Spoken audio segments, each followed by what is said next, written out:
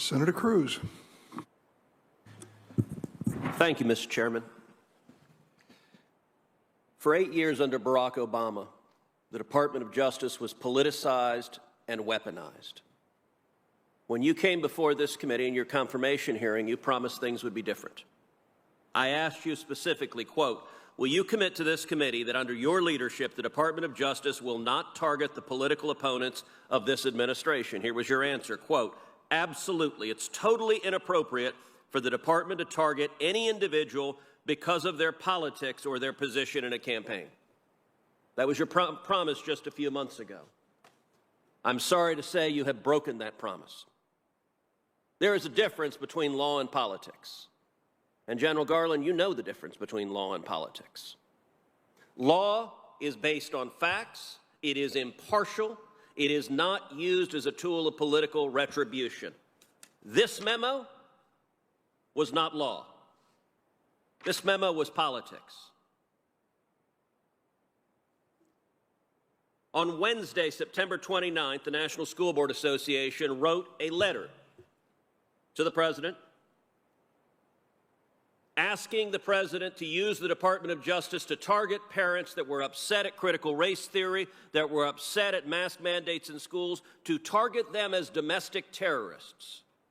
On the face of the letter was in repeated consultation with the White House, an explicit political consultation with the White House. That was on Wednesday, September 29th. 5 days later, on Monday, so right after the weekend, boom, you pop out a memo, giving them exactly what they want.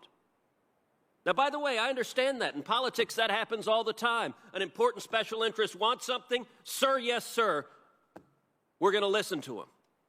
Let me ask you something, General Garland. In the letter, which you told the House of Representatives was the basis for this abusive memo targeting parents, how many incidents are cited in that memo? I have to look back through the memo. I can't count it. You don't know. How many of them were violent? Again, the general report... How many of them were violent? Do you know? I don't know. You don't know. And there's a reason you don't know. Because you didn't care, and nobody in your office cared to find out. I did a quick count just sitting here. During this hearing, I counted 20 incidents cited. Of the 20, 15 on their face are nonviolent. They involve things like insults. They involve a Nazi salute. That's one of the examples. My God, a parent did a Nazi salute at a school board because he thought the policies were oppressive. General Garland is doing a Nazi salute at an elected official. Is that protected by the First Amendment? Yes, it is. Okay. 15 of the 20 on the face of it are not violent. They're not threats of violence. They're parents who are unhappy. Yet, miraculously, when you write a memo, the opening line of your memo, in recent months, there has been a disturbing spike in harassment, intimidation, and threats of violence. You know what? You didn't look, and nobody on your staff looked. Did you even look up the 20 instances? As I testified, the decision to make, send a memo is for an assessment. Did you look up the 20 instances? I did not read. Did anyone on your staff look them up? I don't know the answer, but it's not But of course you don't. In general, there's a reason. Look, you started your career as a law clerk to Justice Brennan. You've had many law clerks during the year, during your time as a judge. I was a clerk to Chief Justice Rehnquist. I'll tell you what, if I drafted an opinion for the Chief Justice and walked in and it said, there's a disturbing pattern of violence, well, Ted, how do you know that? Well, I got an amicus brief here who claims it. You would fire a law clerk who did that. You're the Attorney General of the United States. This was not a tweet you sent. This is a memo to the Federal Bureau of Investigations saying, go investigate parents as domestic terrorists. That is not what the memo says at all. It does not. Is it what the letter says? That is not what. Is it what the letter says? I don't care what the letter says. You don't care. You said it was the basis of your memo. You testified under oath before the House of Representatives. The letter was the basis of your memo. Now you don't care about the letter? The letter and public reports of violence and threats of violence. My memo says nothing about domestic terrorism, says nothing about parents committing any such things. My memo is an attempt to get an assessment of whether there is a problem out there that the federal government needs to resolve. The letter on its face says the actions of the parents could be the equivalent to a form of domestic terrorism. And that is wrong. And asks the president to use the Patriot Act in regards to domestic terrorism directed at parents.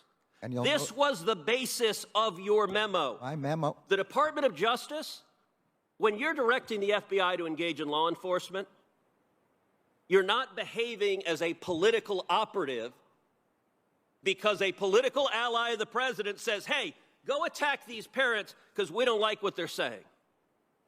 Department of Justice, you did no independent research on what was happening, did you? The memo has nothing to do with partisan. Did you do independent research? The memo has. Did you do independent research? The memo has nothing to do. Okay, you're not with answering that politics. question. You've testified you know nothing about the violent sexual assault that happened in Loudoun County, even though it's one of the bases in this letter. I read about it since then. Okay. You told the House last week you knew nothing about it. Not know at the time, no. Okay. This week, the court concluded that a 14-year-old girl was violently raped by a boy wearing a skirt in the girls' restroom. The school district covered it up, released the boy, sent him to another school where he violently raped another girl. The father, who Mr. Hawley just showed you, was the father of the first girl. He was understandably, do you understand why a parent would be upset when your daughter is raped at school, the school board covers it up, and then lies to you and claims there have been no assaults, we have no instances of assaults in our bathroom, and that was a flat-out lie, as the court concluded this week. Do you understand why the parent would be upset? Absolutely, and any expressions of upset are completely protected by the First Amendment. Except you just called him a domestic terrorist. I never called him that. That's not correct. This letter calls him a domestic terrorist. You based a direction to the FBI, an official direction from the Attorney General, on this letter, and I'll tell you what, the NSBA is so embarrassed of this letter, they've apologized for it and retracted it, but you don't apparently have the same willingness to apologize and retract what you did. Let me ask you something else.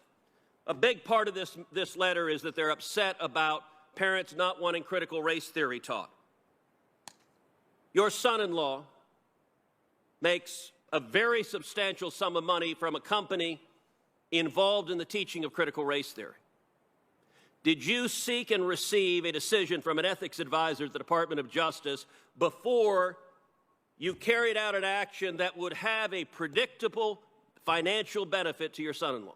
This memorandum is aimed at violence and threats of I just violence. asked a question. Did you seek an ethics? ethics It has no predictable Did you effect seek on- an ethics opinion? It has no Did you seek an ethics opinion? Judge, you know how to ask questions and answer them. Did you seek an ethics opinion? You asked me whether I sought an ethics opinion about something that would have a predictable effect on something. This has no predictable effect in the way that you're talking about. So if critical race theory is taught in more schools, does your son-in-law make more money? This memo has nothing. If critical race theory is taught in more schools, does your son-in-law make more money? Yes or no? This memorandum has nothing to do with critical race theory. Will you answer or if you any sought an other ethics kind opinion? of curriculum. Will you answer if you sought an ethics I am opinion? answering the best I can. Yes or no? Did you seek an ethics opinion? This memorandum has Did nothing. you seek an ethics opinion? This memorandum has nothing to do with. General, are critical you race theory. refusing to answer if you sought an ethics I am opinion? telling you that there's no possible. So you're saying no. Just answer it directly. You know how to answer a question directly. Did you seek an ethics opinion? I'm telling you that if I thought there was any reason to believe there was a conflict of interest, I would do that. But I cannot. Why do you refuse to answer the question? Why won't you just say no?